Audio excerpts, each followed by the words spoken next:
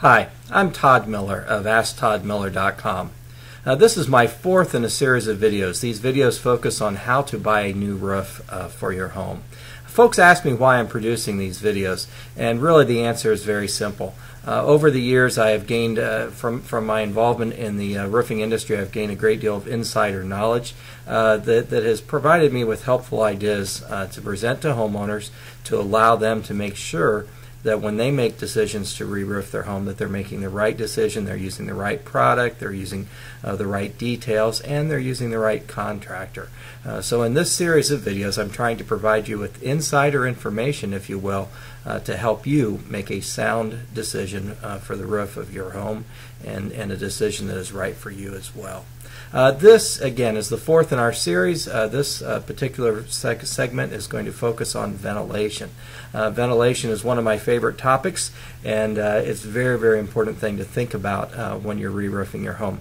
Let's start. First question is, why do we need ventilation in our attics? And most homes do need ventilation in their attics.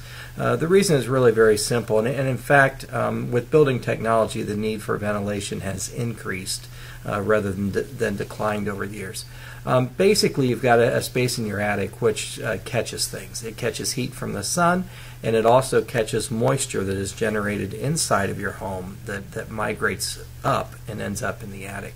Now, when you have this combination of warm, moist air in your attic, you've got some real risks there. First of all, the warmth during the summer is making it harder to cool your home. If your attic gets very, very hot, and we've all experienced that, where we go up in our attics in the summer and we find that it's very, very warm up there, you know that that's making your air conditioner run longer and, as a result, increasing your electricity costs. Second of all, as this warm, moist air ends up in your attic, what happens is there's a very high chance of it condensing. If it condenses, say, on the bottom side of your roof deck, when your roof deck maybe gets cool at night as the temperatures go down, then you've got condensation in your attic. Condensation, of course, is a very dangerous thing because it can eventually lead to mildew, mold, rot, all kinds of nasty stuff that you really don't want going on. So one of the questions is, why has it even gotten more critical, this question of ventilation over the years? Well, that again is fairly simple. What's happened is over the years we've started to make our homes tighter. We've installed windows that are tighter, we've put house wraps, we've put other sorts of siding materials on the outside of our homes, we have doors that are tighter, all kinds of things so that our homes simply don't breathe the way that they used to be. It used to be the moisture that you would generate inside your home, and we generate a lot of moisture inside our houses, whether it's from cooking, whether it's from taking showers, whether it's from house plants, whether it's from ventless gas stoves. These things all generate a lot of moisture. Well, it used to be that moisture would migrate outward just through the breathability of your home. It would go out through those leaky windows. It would go out through the leaky door. It would go out through the walls in your house. But today, since we've made all those things tighter in a good attempt to be energy efficient, that moisture stays inside of our homes, and what happens? It ends up in the attic. Now, one thing I want to point out too is you do have a responsibility too to make sure that you minimize the amount of moisture inside of your home. So make sure that things like bathroom vents, your clothes dryer vent, the exhaust vent on the fan or the hood over your range, make sure that all of those things are vented out. Sometimes I've seen even roofing contractors try to cut those things off and just vent them into the attic. Well, we'll just direct it over here towards your soffit vent and it'll find its way out. I've seen people try to vent those things just into their crawl spaces. Don't do it. Very, very dangerous. That moisture needs to get outside of your home. In no way, shape, or form should it be kept inside of the home. So basically, we have this attic that creates builds up a great deal of heat, builds up a great deal of moisture. We've got to get that vented out, so that's the reason that ventilation is important. Now, I'm not going to go into a whole lot of detail on this, but there is one other option, which is basically called a hot roof, where new building technology will go in and spray the inside of your attic with a Icynene foam or a closed cell urethane foam. They'll spray the entire inside of the attic, the sides, the gable ends, the roof deck, the floor. They'll spray it all with this foam. And basically they're creating, through a high-grade, high R value insulation that is also air permeable in terms of not letting moisture through it. They will create a conditioned space in your attic, so it's much like kind of turning your attic into part of your living space, if you will. But basically, when they do this, they through this foam that they use, they keep moisture out of the attic. They also keep the warm air out of the attic, so you don't need ventilation if you've got this, what we call hot roof theory. The reality is, though, while hot roofs are great and you can achieve them very well with new construction, they are very difficult to go in and achieve a hot roof with an existing home. There's just so much up in that attic, and if the home wasn't built to be hot roof, it's going to be very, very difficult to achieve that. So that puts us back into the situation of needing to have ventilation. Basics of ventilation. How do you vent your attic? Well, ventilation takes two things. It takes two types of vents. You've got to have intake vents where the air comes in, and you've got to have exhaust vents where the air goes out.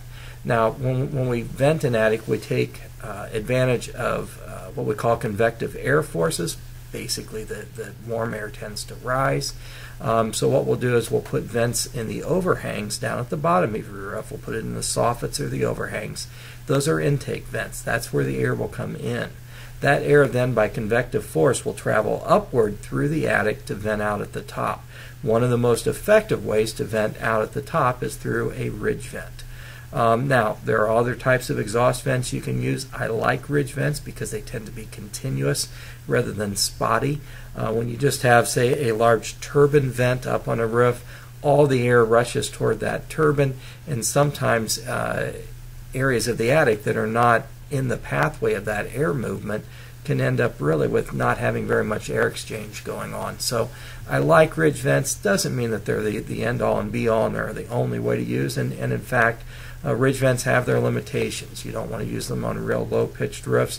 There are also some roofing materials that are not real conducive to the use of ridge vents. So ridge vents are not the end all be all. You can use other types of static vents. You can use off the ridge vents. You can use slant back vents. Or you can use turbine vents, which will move a lot of air, but again, they kind of create these channeled areas of air movement through your attic that may mean some areas of the attic are not moving the amount of air that they should be. So basics of ventilation, though, you've got to have intake, usually at the bottom of the roof. You've got to have exhaust, usually at or someplace near the peak or the ridge or the top of the roof. Other basics on ventilation, when you vent your attic, you look at the amount of free airflow. So basically you're looking at the amount of holes or perforations or vents that are in that area where the air comes in, and you want to make sure that you've got a similar amount of free airflow at your ridge vent. Now, usually at your ridge vent, I'm going to talk in terms of ridge, but again, it could apply to other types of vents as well. But usually your ridge vent is going to be feeding two sets of soffit vents, two sets of overhang vents on opposing sides of the roof. So you'll add up the total amount of your soffit vents, the free airflow. Venting products that you buy will tell you what the free airflow is, and you want to make sure that the total amount of your soffit vents is very close to being equal to the total amount of free airflow through your ridge vent, so that you create this situation where, again, air comes in, all the air that comes in can go out at the peak. Now, as far as how much ventilation do you need, a general rule of thumb is you look at the square footage of your attic and you look at how many square feet there are on the floor of your attic space. And let's say you come up at 3,000 square feet on the floor of your attic. Well, then you want to look at how much how much free airflow do I need for my vents.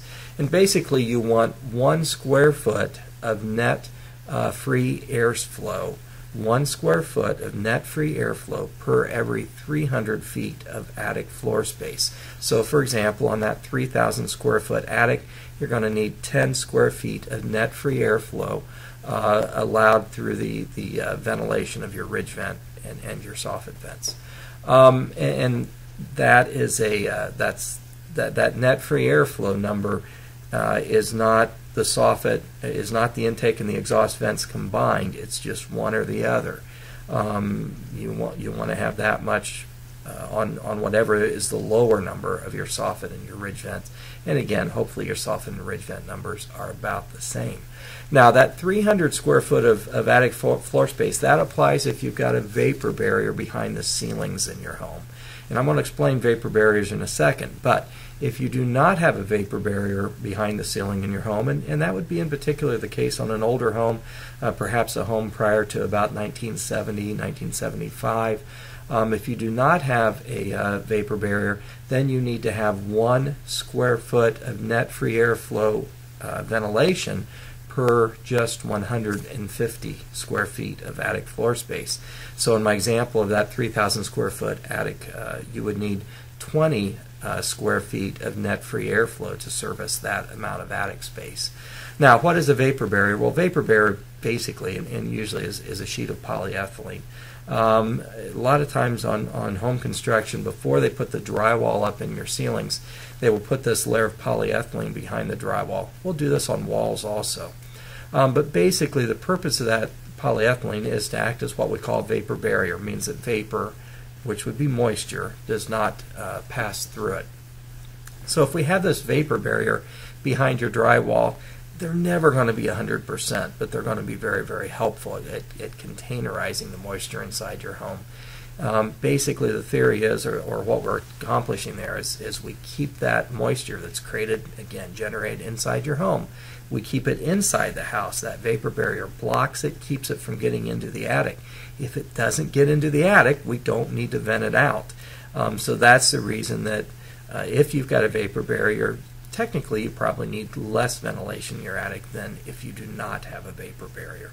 If you do not have a vapor barrier, especially again if it's an older home, or if quite simply one wasn't installed, then you're going to need more ventilation in your attic because that moisture from inside of your home to a greater degree is going to end up in the attic, and we need to get it out of there so that it doesn't cause problems like condensation and rot and mildew and mold and all that horrible stuff.